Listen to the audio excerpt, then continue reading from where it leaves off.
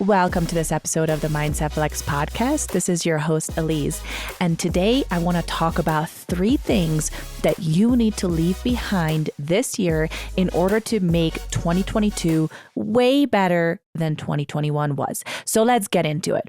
The first freaking thing to leave behind that I've mentioned so many times before, but I really need to put a huge emphasis on this because I see this holding people back more than anything else. And that is toxic relationships, who you surround yourself with. And I know that this is honestly one of the hardest things because letting go of people, especially people that have been in your life for so long, whether it's friends or family, is the hardest thing because it's people that hurt us. It's people that really put us in a negative, bad mindset or place. It's people that we want to please. We want to get their approval, but we're going to let go of that in 2022. And I need you to think right now, who are the toxic relationships that you need to let go of? Who are the people that bring you down? Like when you're around these people, your energy just drops. And I really need you to think about this. And who are the people that just bring you up? Like when you're around them,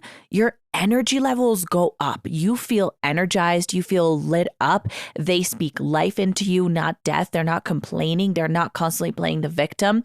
Who are those people? And the toxic relationships that are around you, you need to let go of or put up really, really, really strict boundaries. The problem is that a lot of times we think that we can change people. Like, it's okay if I hang around this person, I'm going to influence this person and just radiate my positive thoughts and my positive energy around them. But unfortunately, that's not how it works. And you need to realize that, you need to recognize that. And a lot of times letting people go is the best thing that we can do for them. Giving them that space and making them realize, hey, your presence is actually something that's reflecting negativity in my life and holding me back. And I literally need to take a step back because I'm trying to get to this place in life. And unfortunately, the vibe that you're bringing into my life is not edifying. It's not bringing me up. So I'm making this conscious decision and I'm letting go of toxic relationships. Number 2, and this is a big one as well, is procrastination. Now, I'm very familiar with this one. I have severe ADHD and I've dealt with this my whole entire life. And I like to say that I'm the laziest, most disciplined person. And I want to tell you the story of how I cultivated more discipline to let go of procrastination because I used to literally struggle with this so much. I used to write myself these crazy to-dos with like 20, 30 things on them and then get super overwhelmed and literally not do any of those things. Just lay down in bed and be like, oh, you know what? I'm just going to do it tomorrow. Like I am terrible at having a lot of things on my list and getting them done. I'm getting a lot better and I've gotten a lot better, but in the past, it would literally paralyze me and I'd be like, nope, not doing it, way too much. I can't handle it. And I would literally procrastinate on everything. So as I started studying more about willpower and discipline, I started to realize, okay, I literally just need to take this one step at a time and start with the smallest things and learn to not procrastinate on them. And I just started with making my bed every single morning because if I procrastinate on making my bed, which is literally like the first thing that I can do in the morning, I'm most likely going to procrastinate on everything else. So the first step in this is to give yourself a win immediately. What is the thing that is so hard for you to do in the morning or like first thing in the day? Maybe it is writing a list. Maybe it's writing in your journal. Maybe it is making your bed. Maybe it's putting away the things that you pick up, right? Like what is the thing that's going to give you that win in discipline that's going to carry you through to the next task? So you need to figure out the first thing that you're going to commit to. And that's it. I don't want you to commit to anything else. I just want you to commit to one thing every morning. This could be taking your pills. This could be drinking a glass of water. This could be making your bed. So for me, it was making my bed. And I said, all right, for the next upcoming week, for the next 7 days. And I actually did this like 8 years ago when I realized what a problem I had with procrastination. So the one thing I told myself to do was make my bed. And once I made my bed, I felt this success. Like just felt amazing about myself. And I said, all right, like what is the next thing that I need to do? And I would only focus on the next thing. And the next thing was actually sitting down and doing some reading or doing something that would grow me, maybe listening to something good. Like I was always putting something positive in my mind because that would give me even a greater boost to be motivated to actually go out and do more things, like to get things done, right? Because our words and our thoughts don't mean anything if they're not followed by action.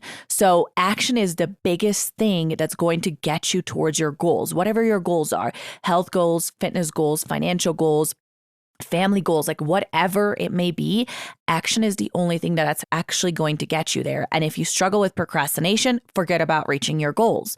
So set yourself these small steps that you can follow through with, starting with one thing. And right now, as you're listening to this, whether you're driving or doing cardio or just sitting at home, whatever you may be doing, I need you to make a decision on what is going to be one thing that you're going to do tomorrow, first thing that you get up, and commit to doing it for 7 days. That's it. Like commit to one thing. And if after that you feel inspired and motivated to do another thing, like to do a second thing, then do that. But don't overwhelm yourself and don't be like, all right, like starting tomorrow, I'm not going to procrastinate on anything. I'm going to get all the things done that I need to get done because I promise you that's not going to happen. Our brains are so strong and our brain thrives on habits. So if you've gotten yourself into the habit of procrastination, then you need to realize that it's going to be hard work to actually reverse that process. It's not just going to be one thing that, oh, I'm just going to decide to never procrastinate again. And starting tomorrow, I'm going to wake up and not procrastinate on anything. No, that is not going to happen that way. You're going to have to start a new habit of doing the things that you said you're going to do. And that's actually going to increase your self-confidence, how you feel about yourself every single day as well. And the more confident that you get about who you are, the more you will believe the words that come out of your mouth. Therefore, you're going to follow through with action because you will believe your own words. But a lot of times we actually beat ourselves down. Like we literally create a super low confidence profile for ourselves. Therefore, we actually don't believe the words that come out of our mouths. It doesn't even matter if somebody else believes them or not doesn't believe them. What matters the most is, do we believe the words that come out of our mouths? Because if we do not, and you can actually test this on yourself, like how many things do you follow through with that you say you're going to do? If it's like 50% or less than 50%, like you only do half the things that you said you were going to do, down to the smallest things, then your self-confidence about yourself is literally under that 50% mark. Like it's pretty low. I can guarantee you that. So you need to start small. And start with, what are you going to start your days with? What is that thing that you know you have to do, but you just have such a hard time? Like it is just so hard for you to do, right? And for me, it was making my freaking bed. I just was like, if I could just make my bed for 7 freaking days in a row, I know that I would feel such confidence about myself. And I know that I would procrastinate less with other things. And once you start winning with just one thing, you can start putting the second thing on your plate and start winning with the second thing. And once you pile these things up, guess what happens? You are ready for bigger things. Like you can set yourself these big goals like, all right, I'm setting myself this big ass goal of stepping on stage and competing, because that is a really long process. That's like 6 months of commitment of not procrastinating on anything. So don't set yourself this super high bar if you know that right now your bar is really low. Right now, your self-confidence about the things that you say you're going to do is super low, and you need to just practice becoming a person of your word. And that's where it's going to start. That's how you're going to beat procrastination. But if you don't beat procrastination, if you don't leave that in the past year, you're going to spend another year wasting your time, wasting your life, waking up next year being like, dang, I procrastinated on all my goals again. I'm literally back at square one and I need to restart everything. And I'm just giving you this idea of a new year because we do that all the time. Like that's how we look at our life. Like, all right, it's a new year. What am I going to do? Who am I going to be? So second thing is leave procrastination behind. Third thing that you need to leave behind is excuses. Okay, this kind of goes along with procrastination, but in a different way, because excuses are valid. Okay. They're not invalid. They're not made up unicorn magical things that we just come up with in our brains and they're not right. No, the problem with excuses is they are all valid. That's why they're excuses. But you either have excuses or you have results. It's a choice. You cannot have both. So if you want to have results in your life, you have got to let go of your excuses. Excuses like, I'm too fat. I'm too old. I have kids. I don't have kids. I was born this way. I'm too big bone. I'm not talented enough. I was born in the wrong decade. I was born in the wrong country. It's like hard for me to even come up with this list. Yes, those things all might be true. They are valid. But the first thing to know about excuses is that they never, ever, ever, ever improve your situation. And the second thing to know is that which ones you use on a regular basis. You need to really, really nail down, really dig deep down and figure out, why do you cling on to these excuses? Because making them won't change your situation. Only getting to the real reason behind it can do this. Excuses are for people who refuse to take responsibility for their life and how it turns out. Slaves and victims make excuses and will forever be destined to having leftovers and others' scraps. So, why then do so many people make them so often? Like, does it even matter? An excuse is just an alteration of reality. It's how you view things. It's totally up to you. Like, you can even look at your excuse as something to push you, as something to motivate you, right? When you change the way you look at things, the things you look at change. So the fact that the customer doesn't have the money will not help you close your deal. The fact that you only have bad luck is not going to improve the conditions of your life or change your luck. The hard truth is that if you keep telling yourself these excuses, if you keep telling yourself these long enough, you'll actually start to expect them. You'll manifest them, thereby ensuring that things will continue to be bad. So the reason we make excuses is usually because we want something, but it's too hard to get it. It's too much hard work. We have to overcome some head trash or fears or whatever it may be.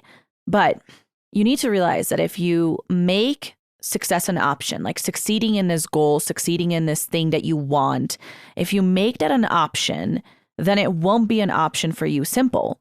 As in, the opposite of what you want cannot exist in your mind. If it does exist, then your brain will automatically take the path of least resistance and make excuses along the way.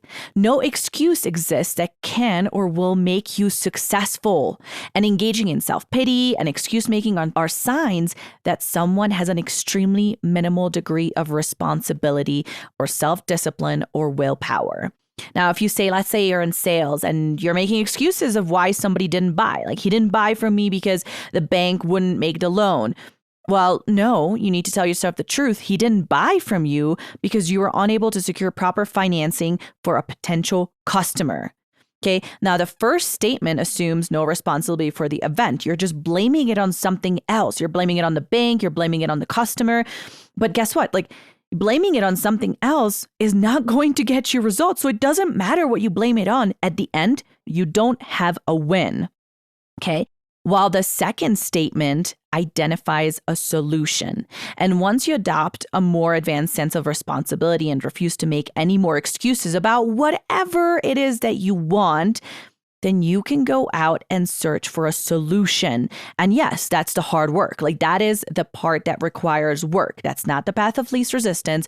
That's not just stamping on an excuse of like why something didn't work out, but it's you having to actually figure out that second part of, okay, I'm taking responsibility. I need to find a solution and I need to put in the work. So because excuses are so plentiful, they have no value because they do not forward your desire to create more success for yourself. They are worthless uses of your energy. So the only solution in this case is to leave excuses behind.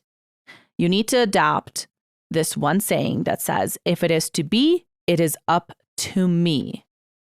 No more excuses. So that's what I'm going to leave you with today. Number 1, leave your toxic relationships. Number 2, leave procrastination. And number 3, leave excuse making in the past. Leave it in the past year. No more of any of them. Make a commitment right now, that going forward in this year, you're going to leave all those things behind and commit to working harder, working better, working smarter, and making the rest of your life the best of your life. I'll see you in the next episode.